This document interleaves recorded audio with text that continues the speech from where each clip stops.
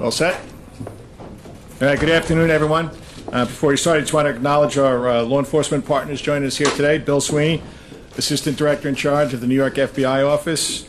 Sean Benedict, Special Agent in charge of ATF's New York Field Division. And Philip Bartlett, Inspector in charge of the U.S. Postal Inspection Services New York Division. And in a moment, you'll hear from Mayor de Blasio, then you're going to hear from Bill, and then from John Miller. And John will provide you with an update on the suspicious package investigations we're conducting here in New York City. First and foremost, my message today is that New Yorkers are safe. There are no current credible threats to any individuals, organizations, or locations here in New York City. New Yorkers are safe, but everyone, all 8.6 million residents and the millions of visitors who come here every year, should always remain vigilant and aware of their surroundings. As always, I urge people to alert us to anything that might seem strange or out of place, or anything that makes them feel uncomfortable. They can flag down a cop, call 911, or call our toll-free counterterrorism number, which is 1-888-New York City SAFE. And that's for anything new, or if someone has information about any of the incidents this week in New York. We don't underestimate the difference even one person can make towards our collective safety, and neither should the people of New York City. I want to reiterate, as I did yesterday, and as I do anytime we talk about far-reaching investigations of this nature, or of any other kind, that nothing we do in law enforcement we do alone. Through our Joint Terrorist Task Force, comprised of professionals from the agencies you see here today and others, we are investigating all of this with great precision. And I can say with certainty that we will identify and arrest a person or people responsible for these acts. Make no mistake, New York City's intelligence and counterterrorism capabilities are second to none. Every day of the year, not just this week, our detectives and analysts are constantly poring over the threat stream as we proactively deploy our resources around the city as needed. And you're seeing that today, too, out of an abundance of caution. I'll tell you that when we look at the events of yesterday and today, I have immense pride in the incredible work the men and women of the NYPD do each and every day, especially when it involves partnering with the organizations represented here today. I'll conclude by reminding everyone that law enforcement professionals do not care about the politics behind these acts. What we do care about is keeping the public we serve safe. That's it. That's the job, fighting crime and keeping people safe. And through the full and willing partnership of everyone who lives in, works in, and visits New York City, will make the safest large city in the United States even safer. Mr. Mayor? Thank you very, very much, Commissioner. I want to express my appreciation to all the men and women of the NYPD who have done an outstanding job yesterday and today addressing this situation, and to all of our partners, federal and state partners. Everyone has been working together to address this forthrightly. Now, look, one of the things that we emphasize in a moment like this is that you're going to see a lot of police presence. It's important that we proactively take steps to protect those who have come under attack. Clearly, what we've seen in the last few days is an attack on media outlets, an attack on prominent public figures. We're going to make sure there's expanded presence as long as we need it to show very vividly that New York City takes these issues seriously, that we are defending people who are coming under attack, that part of how we protect the democratic process is to show that threats like this are not taken lightly. So expect that presence, and I know that for those who have gone through this in the last few days, that's a presence that they appreciate greatly. I want to say that everyday New Yorkers have responded to this situation with the kind of strength and the kind of resiliency that this city is famous for. It makes me very, very proud of all 8.6 million New Yorkers, that they have handled this situation with a real sense of resolve. They're not going to let an act of terror intimidate them. And that's really important in this moment, to say whatever the motives of the individuals involved, the people of this city are not being thrown off their game, are not having their values undermined or their way of life undermined. New Yorkers are standing strong right now. And the last thing I want to say is, in a moment like this, there's a lot of concern, there's a lot of fear. Clearly, it's an upsetting time. It's a time when there's been too much hatred and too much division in the air. And in that context, people can feel powerless. I want to remind people that everyone has an opportunity to play a positive and constructive role here. First of all, helping law enforcement. This is something that everyone can do. If you have any information at all that you think could help law enforcement to address this situation, share it with law enforcement immediately. Let them be the judges of the value of the information. Don't hold it back. So many times, and I agree with the Commissioner, law enforcement ultimately has proven they will find the perpetrators, but so many times it's because an individual, a citizen, stepped forward with information that really led to the key breakthrough. If you have information, share it. If you're concerned about packages that could arrive at your home or your workplace, you see something that worries you, reach out to the police, get their involvement to address the situation. People can be part of solving this immediate challenge. But finally, we all can be a part of solving the bigger situation that we're facing as a society, as a nation. A tone of civility, a tone of mutual respect is something we all can create.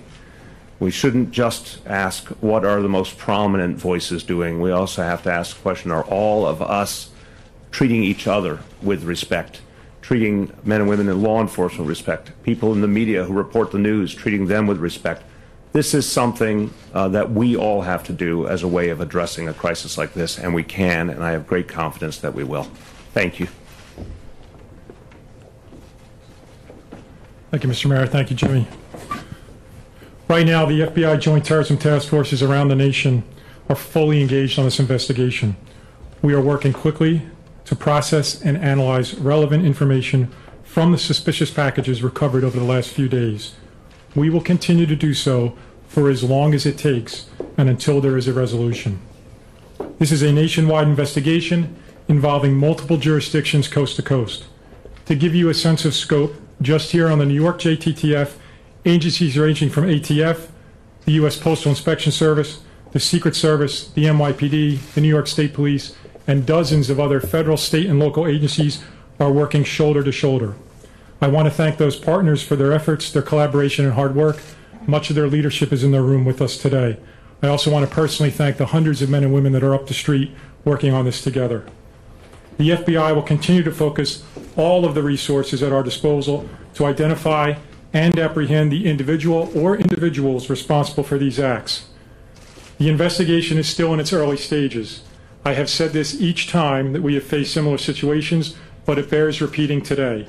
It is vitally important that we do not inadvertently disclose information that could adversely impact our investigation or a future prosecution. The public understands the need for this level of operational security, and for that reason, I will not be able to answer specific questions on what we know. What I can say is that at various times over the last few days, 10 suspicious packages were located at multiple locations in New York, Maryland, Florida, Delaware, and Los Angeles. Law enforcement responded, and each package was collected by experts, and examinations are now underway at the FBI lab in Quantico. As to the devices located in New York, which contained a powder, the initial analysis indicates that the powder in those particular envelopes did not present a biological threat. Other analysis is ongoing. However, it is worth repeating that any device could be considered potentially dangerous and treated as such until proven otherwise. We continue to advise the American public to remain vigilant, as it does remain possible further packages have been or could be mailed. These devices should be considered dangerous. Report any suspicious package to law enforcement, and it is worth repeating, do not touch, do not move, do not handle any suspicious or unknown package. Leave it to the law enforcement professionals. We are also asking the public to call us with any information you may have. We have set up a hotline nationwide. That hotline is 1-800-CALL-FBI, and we also have a link set up where you can provide information via the internet at tips.fbi.gov. We are actively investigating tips you have already provided. Please continue to assist us with our efforts. A moment of your time can make a great difference towards resolving this investigation. Thank you.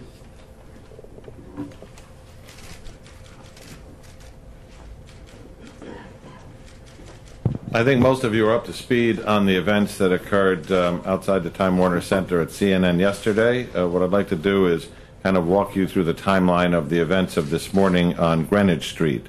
This begins in the very early hours of the morning when a retired NYPD Intelligence Bureau detective who was awake and watching the news saw the image of the packaging that has been common to most of these devices as they have turned up at various locations. And it struck him that that looked very much like a package he had seen on Tuesday in mail he was to screen for Robert De Niro Productions at their offices on Greenwich Street. He contacted, based on his experience, he knew how to call the bomb squad directly. He spoke to the bomb squad. They advised him to also notify the 1st Precinct, and they went directly to the scene. They were met by emergency service, who with the 1st Precinct were able to locate, based on the security director's instructions, the package where he described it. The bomb squad was then able to use their expertise and equipment to safely package that intact, remove it safely from the building, and then place it in the total containment vessel, which is our bomb transport vehicle, and bring it to the Rodman's Neck range, where it joined the other devices that we got from CNN and from the FBI and Westchester County authorities. By late this afternoon, all of those devices should have been transported by the FBI to the FBI lab in Quantico to be examined by their explosives people, so that all the evidence from all of these incidents are in one place. I'd especially like to commend the work of the JTTF. Was in the command post last night as they pulled an amazing effort together with other joint terrorism task forces around the country to run leads, and with FBI headquarters, the work of the Intelligence Bureau detectives under Chief Galati, who have been assisting as a virtual extension of the JTTF as leads come in, the public for calling those leads in, not just to the FBI hotline, but to the NYC safe number that goes to our ops desk. We're up 139% in those calls, so when we ask people to come forward, they do it.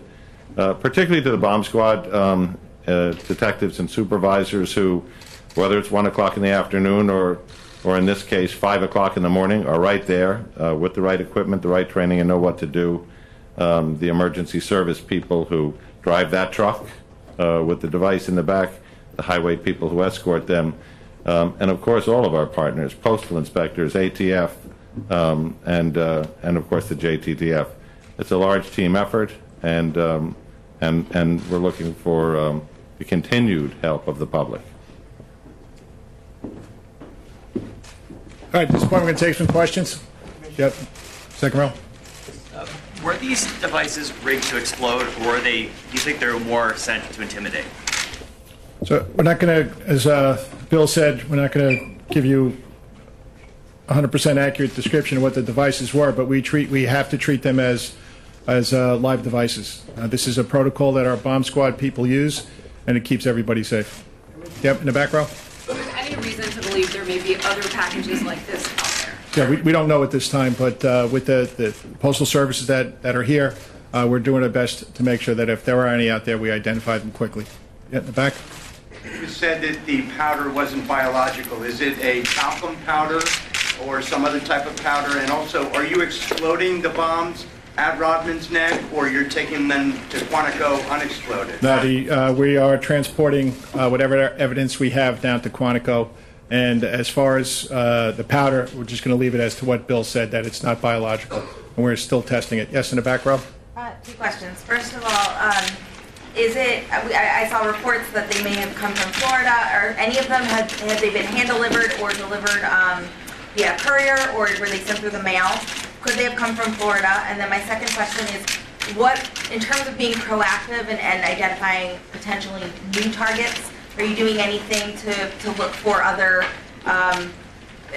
celebrities or Yeah, TV okay. organizations. Bill, do you or want to talk anything like about that. the first part of your question? And John, maybe you can get the second part, what we're doing proactively? First part was which? What was the first part of your question again? I'm sorry.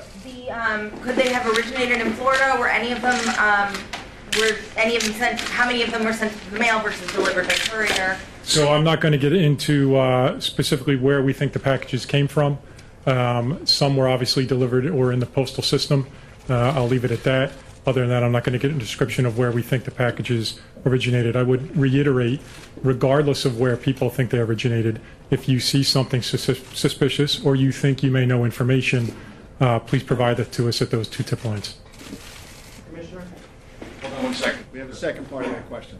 To get to the second part of your question, when there was the first device targeting Mr. Soros, we went to all the locations that were associated with the Soros family, Soros businesses, places that Soros contribute to.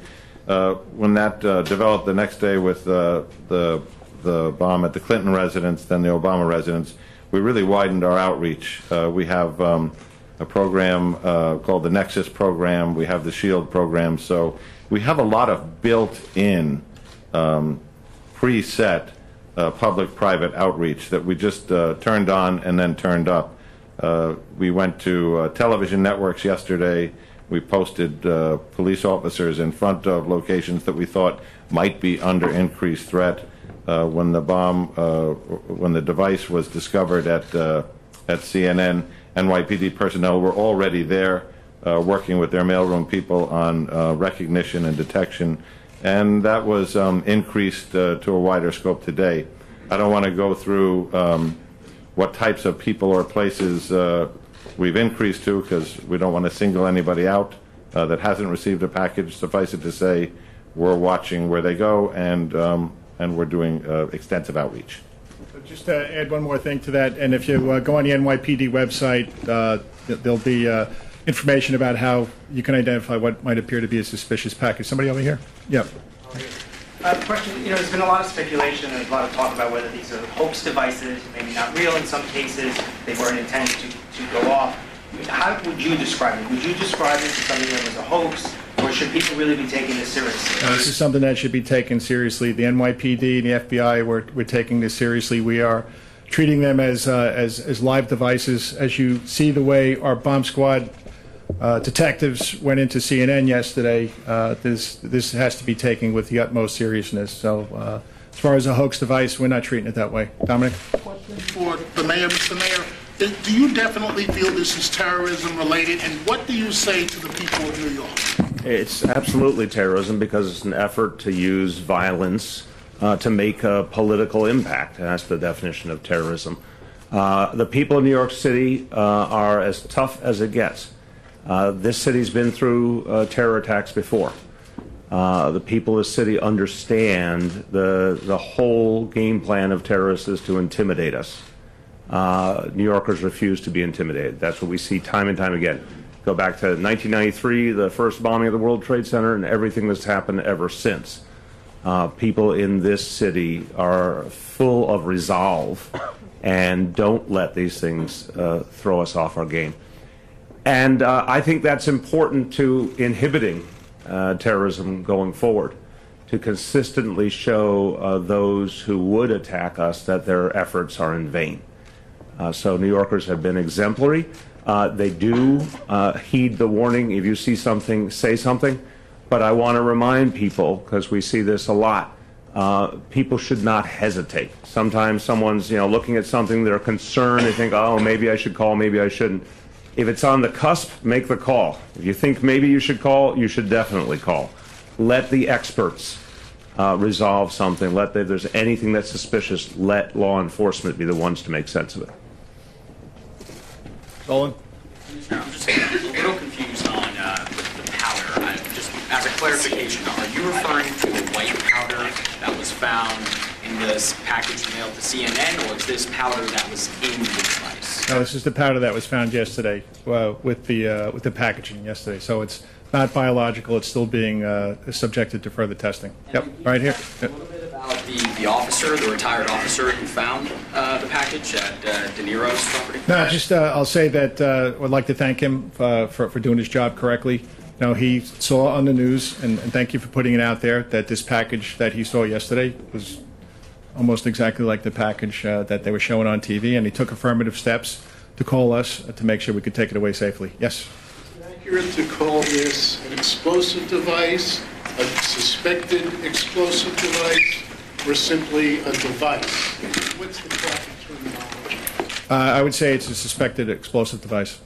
Yep. To that end, the ones that have exploded, do you believe the intent is to have them not explode, or are they I'm not. unsophisticated? I'm not going to talk about intent. But you know, if you were the bomb squad detective, how would you treat it? Right? Okay, in the back row. Commissioner, I understand you don't want to say whether these things are explosive or not, but do you guys know for yourselves whether these are explosive or hoaxes? We are treating them as suspected explosive devices. Do you know the answer yourselves, even if you don't want to say publicly? I'm not going to get into that. The back row. It was a good try, though. Thank you. We saw all the envelopes look the same. Are all the devices that were inside the same? And have you guys been able to get forensic evidence off the envelopes or things to get identifying information? Bill, do you want to take that? So I'm not going to describe whether devices are the same or not. What I will tell you is the folks at the lab at Quantico are extraordinarily thorough, and everyone will be examined in great detail, and we'll go from there. Two or three more guys. Mark, hold on. Mark. With these devices, does this look like they're constructed by somebody who actually knows what they're doing, or just somebody who just read it on their website? I think you just asked me the same question that he asked me. I'm not going to go into that. Two more guys. Thanks. Yep, right here, the front row. Is there a time frame as to when the analysis from Quantico may be rendered for the FBI to continue the investigation? It's an ongoing thing. We are discovering things by the hour. Shimon? Yeah, just on the... We'll get to you in a second. Dean. Post office part of this, maybe someone can talk about how the postal inspectors, how they're going about tracking this, finding this. Sure. There's been a lot of questions on that. I think a lot of people have Okay. All right, Shimon. Phil, you want to talk about that?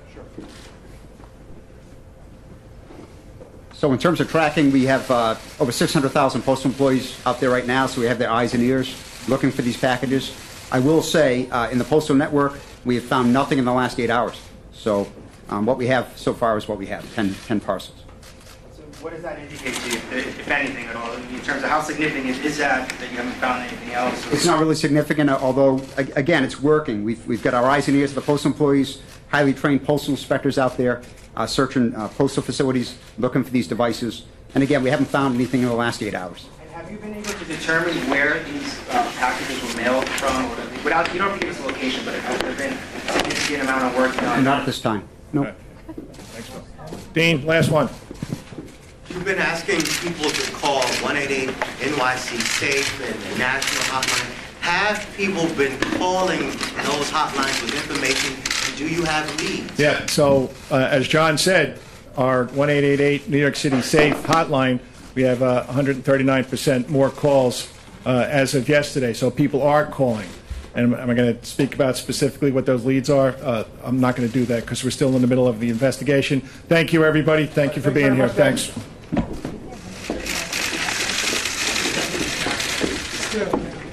Good.